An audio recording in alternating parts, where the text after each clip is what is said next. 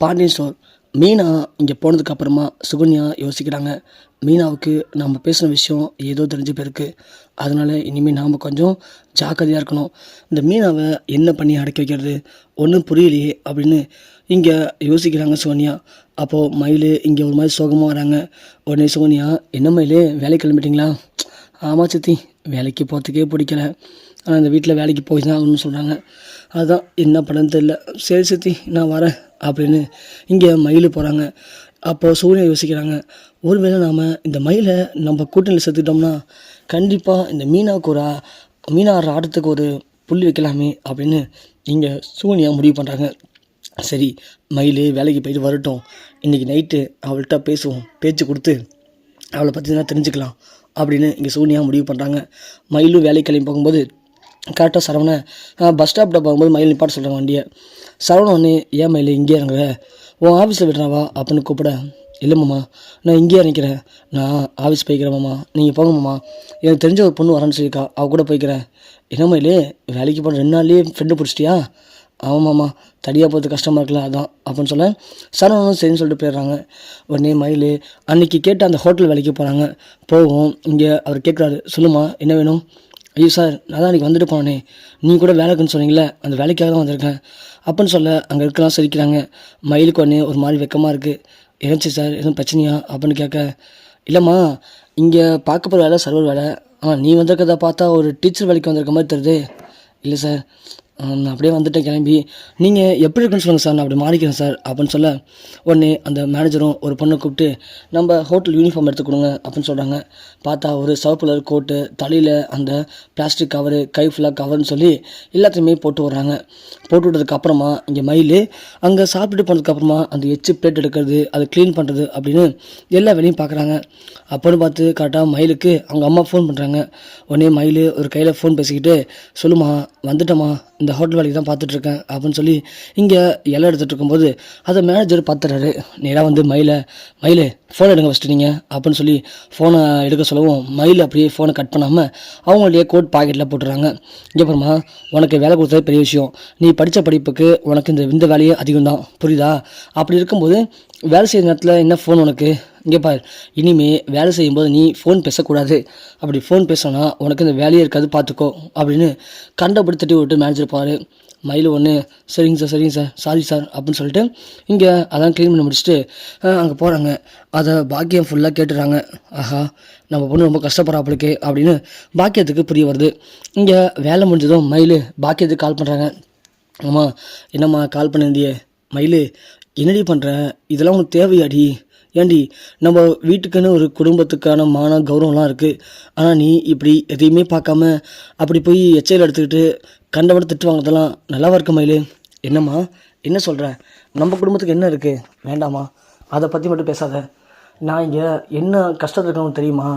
என் வீட்டில் எவ்வளோ சொல்லி பார்த்துட்டேன், ஆனால் யாருமே கேட்க மாட்டாங்க. நான் வேலைக்கு போயே ஆகணும்னு சொல்கிறாங்க. அப்படி இருக்கும்போது நான் என்ன பண்ண முடியும்? வேலைக்கு போய் தானே ஆகணும், அதான் வேலைக்கு வந்துட்டேன் அப்படின்னு சொல்கிறாங்க. சரி மயில், இப்போ என்ன உனக்கு வேறு வேலை கிடைக்க இந்த வேலைக்கு போவியா?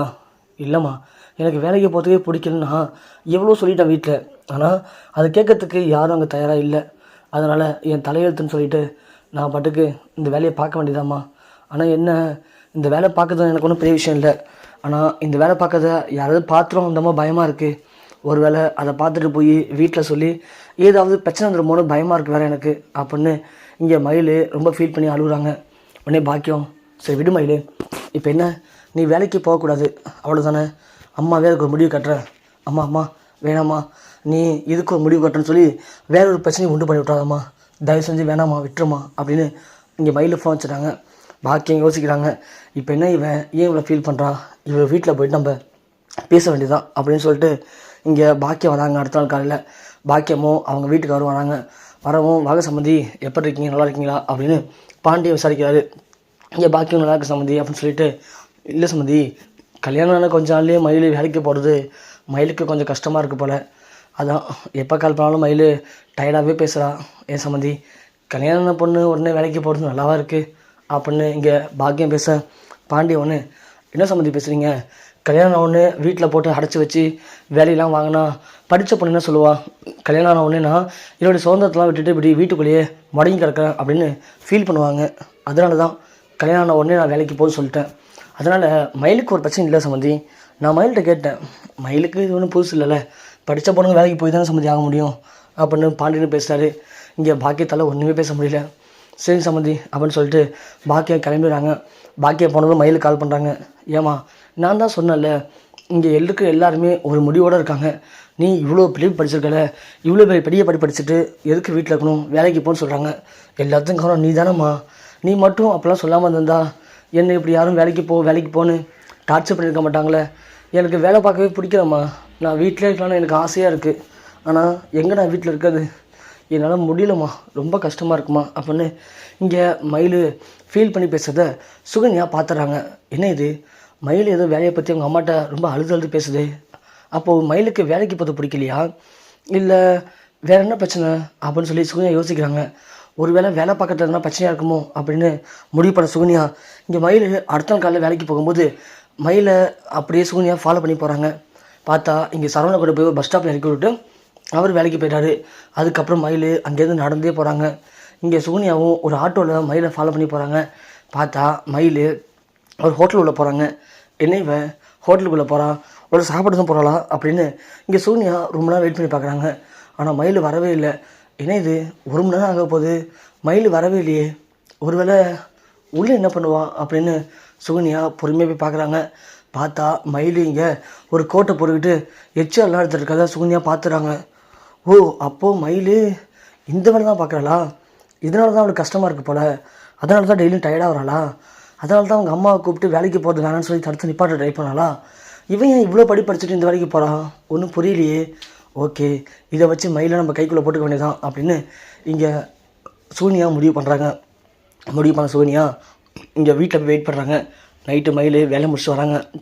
வந்த மயில் சகுனியா தனியாக கூப்பிட்டு, என்ன மயில் வேலை அப்படி போச்சு அப்படி கேட்க, நல்லா போச்சு சித்தி அப்படின்னு சொல்லி சமாளிக்கிறாங்க. உடனே சுகன்யா, சரி மயில் அதெல்லாம் ஓகே, நீ எதுக்காக ஹோட்டல் வேலைக்கு போகிற அப்படின்னு கேட்க, மயிலுக்கு தூக்கி வாரி போடுது.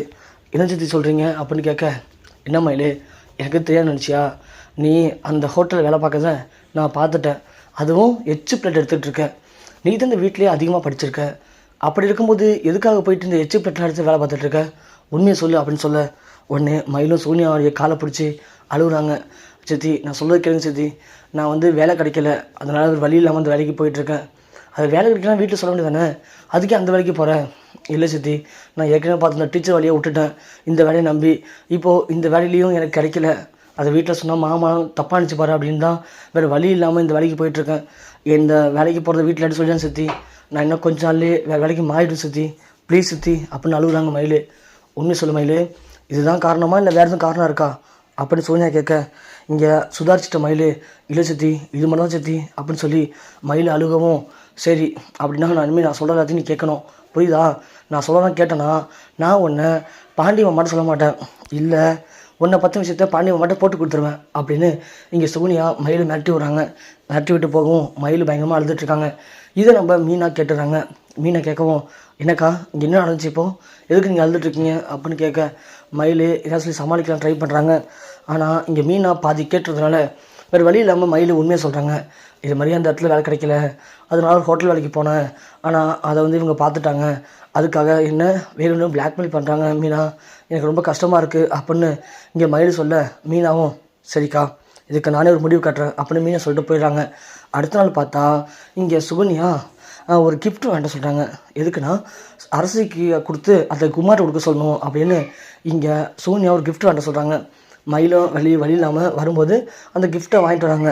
வாங்கிட்டு வந்ததும் சுகன்யாட்ட கொடுக்குறாங்க. சுகன்யாட்ட கொடுக்கும்போது மயில் கேட்குறாங்க, எதுக்கு சரி இந்த கிஃப்ட்டு அப்படின்னு கேட்க, அதெல்லாம் உனக்கு தேவையே இல்லை, சொன்ன மனசு செய்யணும், அப்படி தான் வேறு எதுவும் எக்ஸ்ட்ரா பேசக்கூடாது போ நீனு அப்படின்னு சொல்ல, சுகன்யாட்ட போய்ட்டு அரசிட்டு கொடுக்குறாங்க. இந்த அரிசி இந்த கிஃப்ட்டை நாளைக்கு குமார்ட்ட கொடு, உன் மேலே இன்னும் அவனுக்கு அன்பு அதிகமாகும் அப்படின்னு இங்கே அரசியை ஏற்றி விடுறத மயில் பார்த்துறாங்க. உடனே இங்கே மயில் என்னது இவங்க எப்படி பண்ணுறாங்க அப்படின்னு சொல்லி யோசிச்சுட்டு இருக்கும்போது மீனா வராங்க. மீனா வரும், என்னாச்சுக்கா என்ன ஒரு மாதிரி இருக்கீங்க, இல்லை மீனா அப்படின்னு மயில் நடந்த எல்லாத்தையும் மீனாட சொல்கிறாங்க. அக்கா நானும் பார்த்து தான் இருக்கேன். சூனிய சக்தி ரொம்ப ஓவராக போயிட்டுருக்காங்க. இதுக்கு மேலே இதை விட்டா சரி வராது. இதை உடனே மாமா சொல்லி ஆகணும் அப்படின்னு சொல்லிட்டு இங்கே கடையில் போய் பாண்டிய மாமாட்ட சொல்லிடுறாங்க எல்லா உண்மையும். இதுமாதிரி மயிலக்காவுக்கு வேலை இல்லை, அதனால ஹோட்டலுக்கு போனாங்க. அது சூனியா சக்தி பார்த்துட்டு மயிலக்காவை மிரட்டி அது மூலிமா இப்போது அரசிக்கும் குமாருக்கும் பழக்கத்தை ஏற்படுத்துகிறாங்க. அதுக்கு மயிலக்காவை யூஸ் பண்ணிக்கிறாங்க. இதெல்லாம் சரியில்லை மாமா, நீங்கள் சூனிய சக்தியை ஃபஸ்ட்டு கண்டிச்சு வைங்க. இல்லைனா நம்ம குடும்பத்தை சூனிய சக்தி ஏதாவது ஒரு நிலைமையில கொண்டு போய் விட்டுருவாங்க. அது நம்ம குடும்பத்துக்கு பெரிய ஆபத்தாக போய் முடிஞ்சிடும் அப்படின்னு மீனா எல்லா உண்மையை போட்டு உடச்சிடுறாங்க. அப்போது வீடு கொண்டு இருந்த பாண்டியன் நேராக வீட்டுக்கு போகிறாரு. வீட்டுக்கு போகிற சூனியாவை பார்த்து, ஏண்டி உன்னை போனிய மச்சானுக்கு கல்யாணம் வச்சா நீ என் குடும்பத்தையும் கெடுக்க பார்க்குறியா? உனக்கு வெக்கமா இல்லையா? எதுக்காக அப்படி பண்ணுற அப்படின்னு சூனியாவை கண்டபடுத்திட்டாரு. இங்கே ஒன்று, சூனியா எதுக்கு பெயிண்ட்டை பாயிறீங்க? அந்த மயில் மட்டும் நல்லவளா? அவள் இந்த குடும்பத்தை ஏமாற்றிட்டு போய் ஹோட்டல் வேலை பார்த்துட்ருக்கா அப்படின்னு சொல்ல, அவள் இந்த குடும்பத்துக்காக தான் போய் ஹோட்டல் வேலை பார்த்தா. ஆனால் ஒன்றை மாதிரியா அந்த வீட்டுக்குள்ளே இருந்துட்டு வீட்டை ரெண்டாக்கத்துக்கு நார்தர் வேலை பார்க்கல ஒன்றும் புரிஞ்சுக்காத போல. இன்னொரு வாட்டி இந்த மாதிரி இருக்கிற மருமகளை மிரட்டி அது மூலயமா என் குடும்பத்தை கெடுக்கணும் அழிக்கணும்னு நீ அந்த குடும்பத்தில் உறவு செய்கிறத பார்த்துன்னு வச்சுக்கேன், உன்னை உயிரோடைய விட மாட்டேன், உன்னை இங்கேயே கண்டதுமாக வெட்டி புதைச்சிரும் பார்த்துக்கோ அப்படின்னு பாண்டியன் சூன்யாவை நல்லாவே மிரட்டி விட்டுறாரு. அதை பார்த்தா சூன்யாவுக்கு இங்கே ஒன்றுமே பண்ண முடியல. உடனே மயிலை பார்க்குறாங்க. இங்கே மீனா சூர்யாவை பார்த்து, இங்கே பாங்க சித்தி, நீங்கள் நல்லது நினச்சா நல்லது நடக்கும், எங்களை கெட்டதுக்கு பயன்படுத்த நினச்சின்னு வச்சிங்க, நீங்கள் இந்த வீட்டுக்குள்ளே இருக்க முடியாது பார்த்துக்கோங்க அப்படின்னு மீனா சூனியா மூஞ்சில் அடித்த மாதிரி பேசிட்டு மயிலக்கா வளைச்சிட்டு அங்கேருந்து போகிறாங்க. உடனே சூனியா யோசிக்கிறாங்க, மயில் இருக்கட்டும், இரு மயில், உனக்கு பின்னாடி இன்னும் வேறு ஏதோ தப்பு இருக்குங்கிறது எனக்கு நல்லாவே தெரியும். அதை கண்டுபிடிச்சி உன்னை முதல்ல இந்த வீட்டை விட்டு விரட்டுறேன். அதுக்கப்புறமா அந்த மீனா, அதுக்கப்புறமா இந்த அரசியை குமாருக்கு சேர்த்து வச்சு இந்த ஒட்டுமொத்த குடும்பத்தையும் நான் ஒன்றும் இல்லாமல் ஆக்கலைன்னா என் பேர் சுகன்யா இல்லை அப்படின்னு சுகன்யா மனசுக்குள்ளேயே ஒரு சபதத்தை போடுறாங்க.